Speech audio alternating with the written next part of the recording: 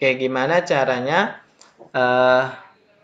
mengantisipasi risiko yang muncul. Oke. Nah, terkait tadi ya, menyambung sebenarnya tadi dari Nur Hasanah, gimana cara perbankan untuk mengantisipasi resiko-resiko tadi biar nggak kejadian. Nah, walaupun resiko itu rasanya sangat tidak mungkin untuk dihindari. Misalnya 1 tahun ini nggak ada sama sekali yang macet tuh nggak mungkin. Nah, itu pasti ada. Nah, apa sih yang harus dilakukan oleh perbankan? Baik lembaga maksud saya lembaga keuangan bank maupun non bank. Nah, dari sisi dalam penentuan penerima pembiayaan itu harus benar-benar dilakukan check and recheck. Ada istilahnya itu kan ketepatan personal yang diberi biaya itu atau nasabah lah ya, bahasa mudahnya. Jadi sebagai nasabah saya itu harus dicek kemampuan penghasilan saya berapa. Kemudian saya punya jaminan berapa. Kemudian saya punya kemampuan membayar dari sisa penghasilan saya itu berapa. Nah, itu harus dicek untuk menghindari hal-hal yang seperti tadi. Jadi, istilah kita itu istilah kalau di lembaga keuangan bank dan non bank itu tidak ada yang namanya pembiayaan yang macet atau gagal bayar. Jadi minimal saya ini sebagai nasabah pembiayaan harus diteliti atau diriset dalam 3 hal. Pertama, sumber penghasilan.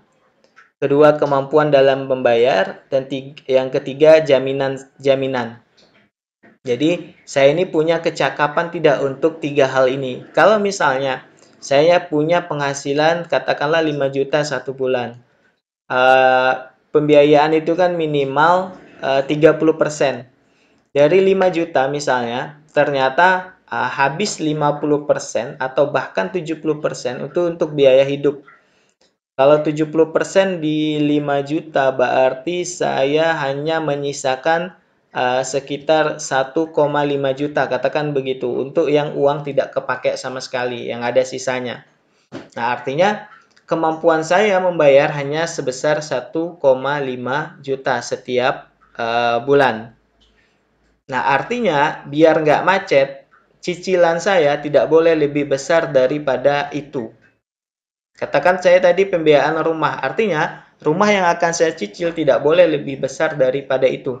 Dan saya tidak boleh ada cicilan lainnya selain rumah. Kalau ternyata ada, otomatis saya tidak punya kecakapan atau kemampuan dalam pembayaran. Dan resikonya adalah situ udah pasti bakal pembiayaan macet. Mungkin saya akan bayarnya kadang sebulan bayar, kadang enggak, sebulan bayar, kadang enggak, nah, seperti itu. Nah, tadi saya simpulkan bahwa minimal perbankan baik dia lembaga keuangan baik dia bank dan non bank yang tugas pokoknya menyalurkan dana pihak ketiga harus melakukan riset atau menilai kecakapan nasabah maupun calon nasabahnya. Jadi jangan asal terima gitu. Ada lagi? Bagaimana Siti Mutmainnah? Ya, udah paham, Pak. Ada lagi? Saya, Pak, Lavenia. Silakan Levenia Eko Susanto. Pak, seperti apa tanggapan pihak bank apabila nasabah tidak mampu membayar hampir setiap bulan? Oke. Nah, kalau kita sudah melakukan manajemen resiko, teman-teman, kita juga bisa menentukan apa sih yang harus kita lakukan. Kalau misalnya ada nasabah yang pembiayaannya macet terus-terusan, misalnya seperti itu. Nah, ada beberapa yang bisa kita lakukan. Bisa dengan pertama, kalau teguran tuh udah pasti ya. Nah, biasanya akan dikasih tempo dalam 1 sampai 3 bulan. Kalau masih tidak mampu membayar, biasanya akan di reschedule. Artinya diperpanjanglah masa pembiayaannya. Yang awalnya 1 tahun di reschedule, diulang atau dijadwalkan ulang untuk pembiayaannya jadi 1 tahun 6 bulan di total dengan denda misalnya. Jadi 1 tahun 6 bulan. Kalau reschedule juga tidak bisa atau tidak mempan, dia nasabah itu masih aja macet. Nah, yang ketiga nih yang terakhir biasanya penyitaan barang jaminan. Jadi barang yang dijaminkan disita dan dijual. Nah, biasanya lembaga keuangan, bank dan non-bank melakukan tindakan itu. Nah, penyitaan itu terakhir ya, teman-teman. Terakhir, sangat terakhir itu pilihan yang terakhir. Karena bagaimanapun perbankan atau lembaga keuangan bank dan non-bank itu tetap mengharapkan pengembalian dari pembiayaan yang dilakukan oleh nasabah. Seperti itu, Levenia. Bagaimana? Baik, Pak. Terima kasih. Ada yang lain? Ihdi Nanda. Ya, silakan. Ihdi Nanda. Gini Pak, kan apakah manajemen risiko ini hanya diterapkan di bank syariah saja atau di konvensional juga, Pak? Oke.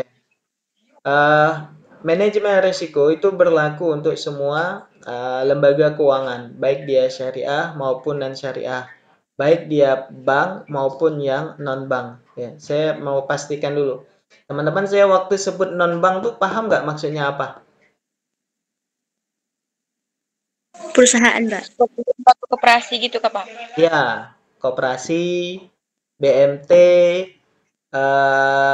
apa itu lagi yang kayak BMT ya. Nah, BMT koperasi syariah. Artinya dia lembaga keuangan tapi yang non bank. Secara fungsinya atau prinsip dari operasionalnya sama. Dia menyalurkan dana pihak ketiga. BMT koperasi unit syariah. Oke, berarti bisa dimengerti ya. Nah, manajemen resiko ini berlaku untuk semuanya. Lembaga keuangan bank dan non-bank, baik dia konvensional maupun syariah. Paling yang membedakannya adalah pada aspek penilaiannya. Kayak tadi ya, misalnya resiko imbal hasil itu nggak ada di bank konvensional. Kalau di bank konvensional adanya resiko bunga, tingkat pengembalian bunga. Nah, kalau kita di imbal hasil. Nah, itu kita kalau di syariahnya begitu. Kalau kayak resiko kredit, resiko pasar, resiko likuiditas, hukum, reputasi, strategik dan resiko kepatuhan itu tetap ada. Hanya yang membedakannya kalau di resiko kepatuhan di lembaga keuangan yang konvensional itu pada peraturan perundang-undangan yang berlaku. Sementara untuk lembaga keuangan syariah tidak hanya sebatas peraturan perundang-undangan yang berlaku, tapi juga sesuai dengan prinsip syariat agama Islam. Nah, itu yang membedakannya. Ada lagi? Indi Hananda? Atau cukup? Iya, Pak. Ya, Cukup, Pak. ada lagi?